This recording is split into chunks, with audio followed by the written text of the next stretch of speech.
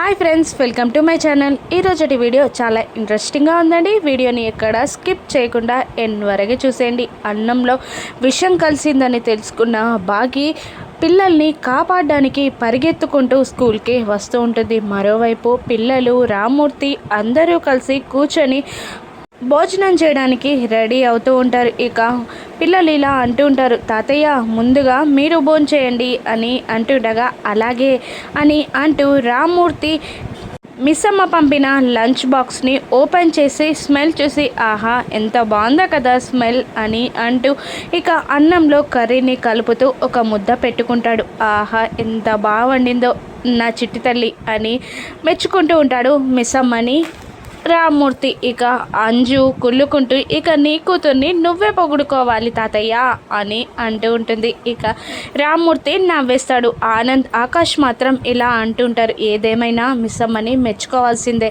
మన అమ్మ లంచ్ ఎలా ప్యాక్ చేసేదో మిస్సమ్మ కూడా అలాగే ప్యాక్ చేస్తుంది కదక్క అని ఆనంద్, ఆకాష్ అంటుండగా అవునరా నిజంగానే మిస్సమ్మ చాలా బాగా వండుతుంది అని అంటుండగా అంజు మాత్రం డాడీ ఏమన్నారు, భోంచేసేటప్పుడు మాట్లాడొద్దని చెప్పారు కదా, మీరు మాట్లాడితే నేను డాడీకి కంప్లైంట్ ఇస్తా అని అంటూ ఉంటుంది అంజు. ఇక నీకు కుళ్ళు అంటూ రామ్మూర్తి ఇక భోజనం చేసేస్తాడు.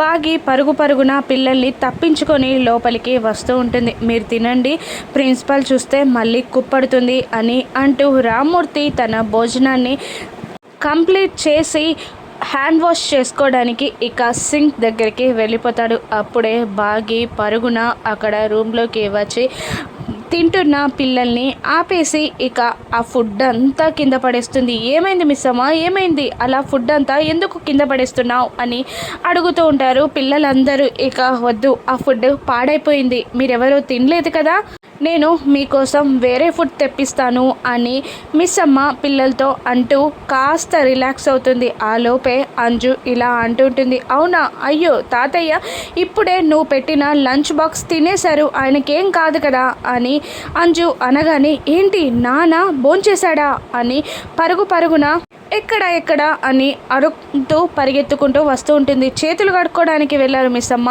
అని అమ్ము అంటూ ఉంటుంది. ఇక సింక్ దగ్గరికి వచ్చేసరికి రామ్మూర్తి కింద పడిపోయి ఉంటాడు.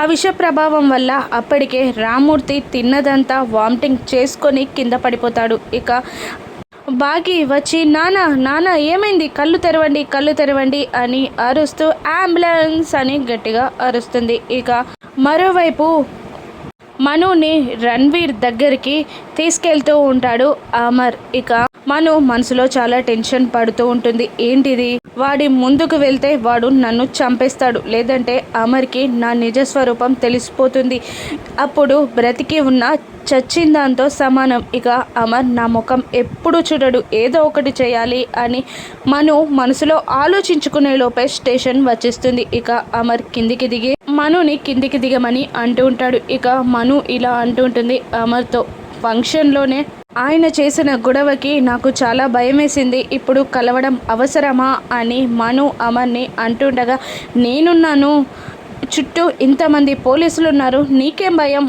అని అంటూ ఉంటాడు అమర్ మనుని. ఇక అలా కాదు, అతన్ని చూస్తుంటే నాకు భయం వేస్తుంది అని మను మాట మారుస్తూ ఉంటుంది. ఇక మను టెన్షన్ పడుతూ ఉండడం గమనించిన అమర్ ఇలా అంటుంటాడు, ఏంటి మనోహరి, ఆయన నీకు తెలుసా అని అడుగుతూ ఉండగా ఇక అలాంటిదేం లేదే అని మను అంటూ ఉంటుంది. ఇక ఆయన్ని కలుద్దామని తీసుకొచ్చినప్పటి నుండి నువ్వు చాలా టెన్షన్ పడుతున్నావు, అందుకే అడుగుతున్నాను అని అమర్ అంటుండగా అలాంటిదేం లేదు, ఆయనను చూస్తుంటే కాస్త భయంగా ఉన్నాడు అని అంటూ ఉంటుంది మను మాట మారుస్తూ.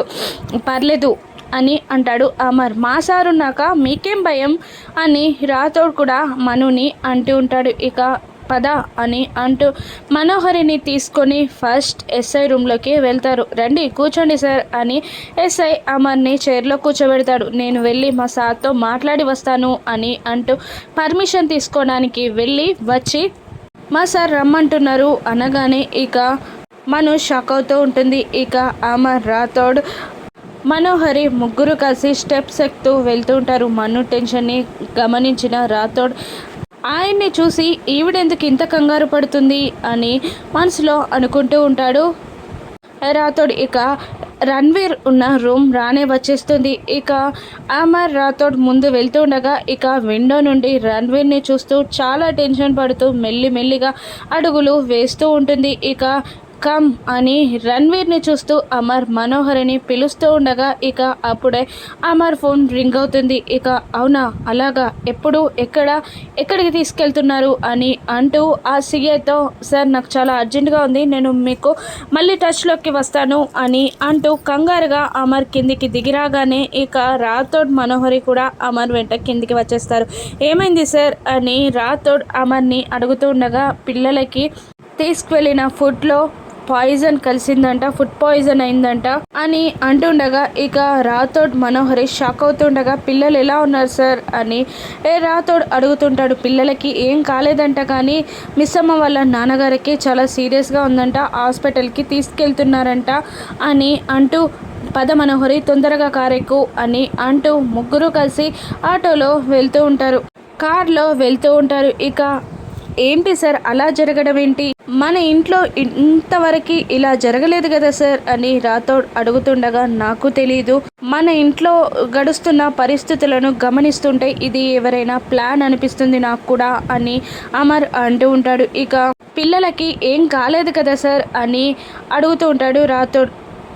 ఇంకా అమర్ ఇలా అంటుంటాడు, ఏం కాలేదంట, ఇక బాగి వెళ్ళి పిల్లలు ఫుడ్ తినకుండా ఆపేసిందంట, పాపం మిస్సమ్మ వాళ్ళ నాన్నగారు మాత్రం చాలా సీరియస్గా ఉన్నారంట అని అంటూ ఉంటాడు అమర్. ఇక మళ్ళీ మనోహరి ఇలా అంటుంటుంది, పిల్లలు ఒక్కరు కూడా ఫుడ్ తినలేదా అమర్ అని అంటుండగా ఇక రాథోడ్ అమర్ ఇద్దరు షాకింగ్గా మనోహరి వైపు చూస్తూ అదే ఎవరు తినలేదు కదా అని అడుగుతున్నాను అని అంటూ మాట మారుస్తూ ఉంటుంది. అమర్ తినలేదంట అని అంటూ ఉంటాడు అమర్. ఇక పిల్లలకి ఏం కాలేదు కదా, మరి నువ్వెందుకు అంత టెన్షన్ పడుతున్నావు అని అమర్ని అడుగుతూ ఉంటుంది మనోహరి. ఇక పిల్లల పక్కన మిస్ అమ్మ ఉన్నంత వరకు పిల్లలకి ఏం కాదని నా నమ్మకం, కానీ మిస్ అమ్మ వాళ్ళ నాన్నగారికే చాలా సీరియస్గా ఉందంట, ఆయనకి ఎలా ఉందో మిస్ అమ్మకి ఆయన అంటే ప్రాణం. ఇప్పుడు మిస్ అమ్మ ఏ పొజిషన్లో ఉందో నాకు చాలా కంగారుగా ఉంది,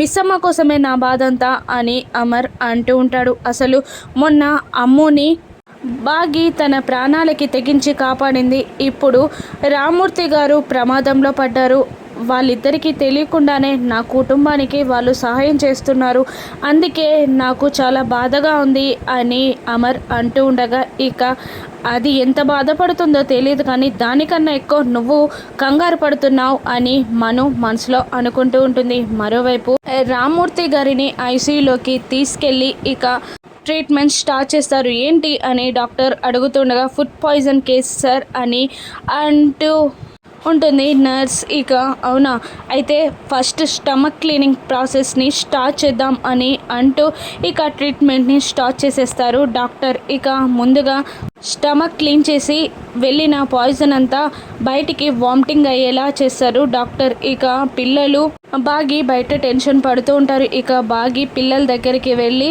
తీసుకెళ్ళి ఒక చైర్ పైన కూర్చోబెట్టి మీరు ఇక్కడే కూర్చోండి అని అంటూ ఐసీయూ డోర్ ముందు నిలబడి చాలా టెన్షన్ పడుతూ ఉంటుంది బాగి. ఇక అతనికి ఊపిరాడదు. ఇక డాక్టర్ ఇలా అంటుంటారు, బీపీ లెవెల్స్ డౌన్ అవుతున్నాయి, ఆక్సిజన్ మాస్క్ పెట్టండి అనగానే ఇక రామూర్తి గారికి ఆక్సిజన్ మాస్క్ పెడతారు నర్స్.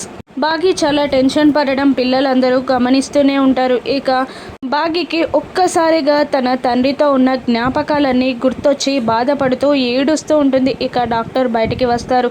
ఇక ఎలా ఉంది సార్ అని అడుగుతుండగా ఆయనకి మీరేమవుతారు అని అంటూ ఉంటాడు డాక్టర్. తన కూతుర్ని సార్ అని బాగి చెప్పగానే ఇక టైంకి తీసుకొచ్చారు కాబట్టి సరిపోయింది, ఇక కడుపులో ఉన్న పాయిజన్ అంతా బయటికి తీసేసాం, కానీ ఆయనకి ఇంతకు ముందు ఏదైనా హెల్త్ ఇష్యూ ఉందా అని డాక్టర్ అడుగుతుంటాడు. అవును సార్, బ్రీతింగ్ ప్రాబ్లం ఉంది, ఇంతకు ముందే ఆపరేషన్ కూడా అయ్యింది అని చెప్తూ ఉంటుంది బాగి. అవునా, ఆ రిపోర్ట్స్ స్కానింగ్స్ అన్నీ మెడిసిన్ అంతా తీసుకురండి అని బాగీకి చెప్తాడు ఆ డాక్టర్. అలాగే సార్ అని అంటూ వెళ్ళి మంగళకి కాల్ చేసి విషయం చెప్పి మెడిసిన్ తీసుకురమ్మంటుండగా మంగళ మాత్రం ఉంటాడా అని ఎగతాళిగా మాట్లాడబోతూ ఉండగా, పిన్ని ఎప్పుడే మాట్లాడాలో తెలియదా నీకు, ముందు మెడిసిన్ రిపోర్ట్స్ తీసుకొని హాస్పిటల్కి రా అని గట్టిగా మాట్లాడి కాల్ కట్ చేస్తుంది.